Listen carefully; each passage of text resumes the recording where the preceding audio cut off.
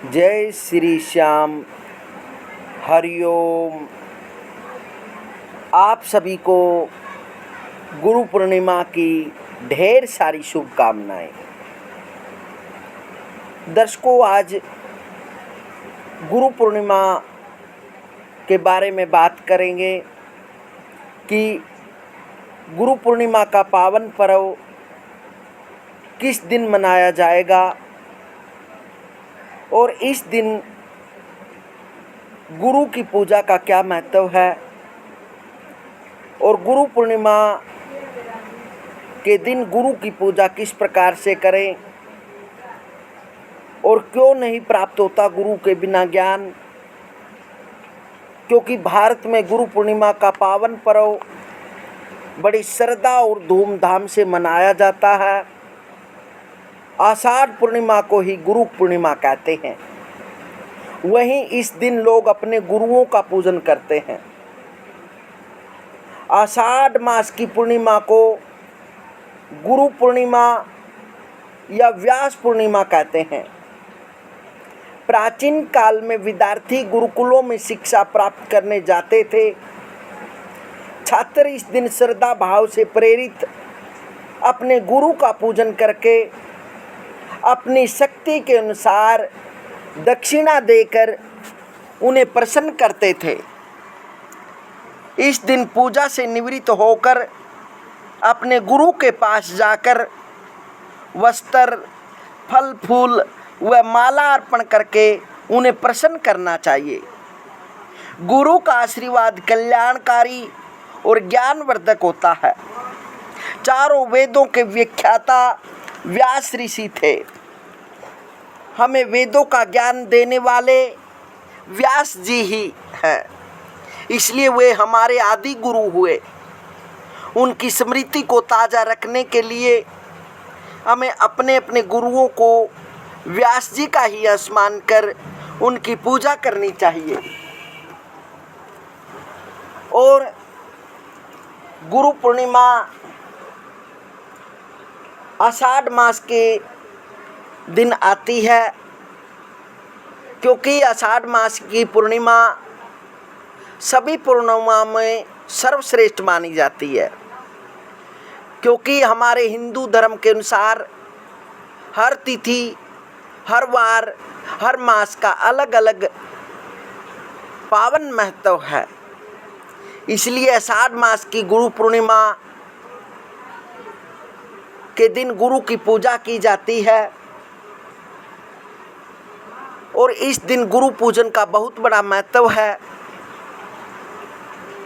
वैसे तो गुरु हर समय हमारी आत्मा में वास करते हैं, हर समय वह सजग करते रहते हैं। गुरु कभी भी शिष्य से दूर नहीं होते। इसलिए गुरु सबसे भगवान से भी सर्वश्रेष्ठ बताए जाते हैं। इसलिए गुरु की पूजा बड़ी श्रद्धा भक्ति से करनी चाहिए। और यदि गुरु जी इस लोक में नहीं हैं, वैसे तो गुरु कभी हमारी आत्मा से दूर नहीं होते, लेकिन उनका स्थूल शरीर नहीं रहा तो फिर आप अपने घर उनकी चरण पादुका लाकर स्वर्ण की या चांदी की, जैसी भी आपकी सामर्थ्य है, उनका षोडशोपचार पूजन करें। गुरु जी को श्रद्धा भक्ति से वस्त्र आदि भेंट दें और गुरु जी से श्रद्धा भक्ति से सेवा करें। गुरु जी के चरणों में बैठकर अपने मन की श्रद्धा भक्ति से बात कहें और उनके श्रद्धा भक्ति से पूजन करें। क्योंकि गुरु वह गुरु होता जो अंधकार मिटा दे, जो रास्ता दिखा दे, जो प्रकाश खिला दे, जो गोविंद से मिला दे, जो हमारे अंदर की ज्योत को जगा दे,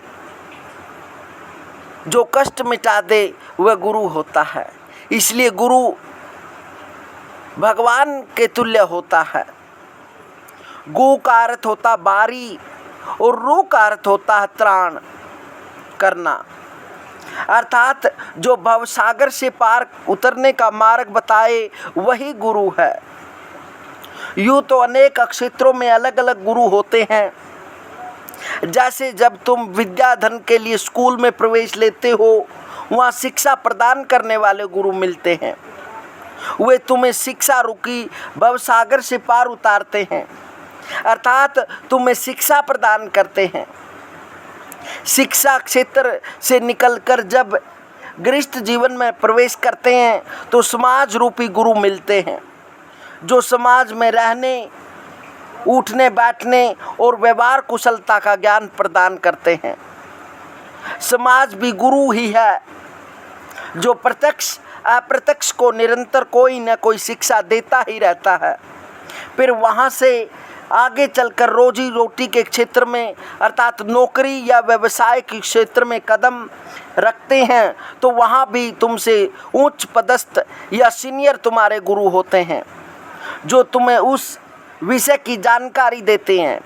अन्यथा तुम कोरे कागज समान हो। यदि तुम्हारा हुक्म झुकाव अध्यात्म की तरफ है तो आध्यात्मिक ज्ञान प्राप्त करने के लिए गुरु का होना आवश्यक है। बिना गुरु के तुम यूं ही हवा में हाथ पैर मारते रहोगे, किंतु कुछ भी नहीं हासिल होगा। भगवान शिव जी ने पार्वती जी से कहा, गुरु भक्ति विहीनस्य तपो विद्यावर्तम कुलम निष्फलम ही महेशनी केवलम लोकम रंजनम। अर्थात कोई मनुष्य कितना भी बड़ा तपस्वी, विद्वान, कुलीन आदि क्यों ना हो, किंतु यदि गुरु और गुरु भक्ति से हीन है तो उसका विद्वान होना निरर्थक है। इसलिए गुरु का पूजन अवश्य करना चाहिए, क्योंकि गुरु जब अपने शिष्य पर कृपा कर देते हैं तो वह हर समय अपने शिष्य को अग्रसर करते रहते हैं। कभी सौपन के माध्यम से अनुभव कराते रहते हैं। और भक्तों, मेरा तो अनुभव ऐसा है कि हर समय गुरु मेरे को सौपन के माध्यम से रास्ता दिखाते हैं। साक्षात मेरे को सौपन के माध्यम से गुरु जी अग्रसर करते हैं। और मेरा अनुभव तो ऐसा हुआ, गुरु जी ने कई बार तो मेरे को अक्षर का ज्ञान भी सौपन के माध्यम से दिया,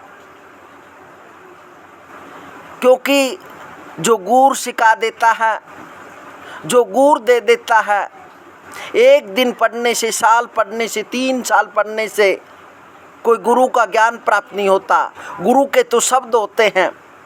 वह हो सकता है आप गुरु के पास 2 साल रहें या 3 साल रहें, और गुरु का 1 मिनट भी यदि आपका शब्द लग गया तो आप जिंदगी में दुखी नहीं हो सकते। जिंदगी में गुरु की कृपा आपके पास रहेगी यदि आपने उस शब्द को अपने जीवन में अपना लिया, क्योंकि शिक्षा एक दिन या वर्षों में नहीं ली जाती, वह तो गुरु के गुर सीखने से आ जाती है। यदि गुरु ने शब्द की चोट लगा दी और आपने उसको धारण कर लिया तो समझ लो आप पारंगत हो गए, आप पारस बन जाते हैं। गुरु पारस बना देता है।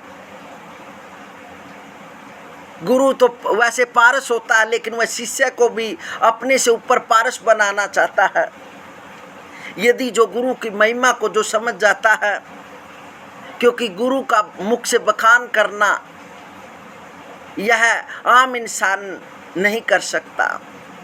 गुरु की तो बहुत बड़ी महिमा है।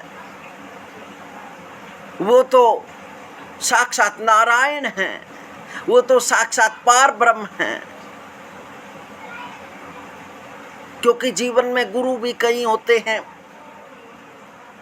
हमारे जो सच्चे गुरु होते हैं वो सतगुरु होते हैं। वैसे तो हमने शिक्षा जहाँ भी जाते हैं, यदि आप छोटा बन के जाएंगे तो कुछ सीख कर आएंगे, यदि बड़ा बनकर जाएंगे तो कुछ देकर आएंगे, यदि आप हर समय विद्यार्थी बनकर रहेंगे कुछ ना कुछ तो आप सीखेंगे। इसलिए गुरु की महिमा का बखान बहुत ही बड़ा है। हरिओम हरिओम।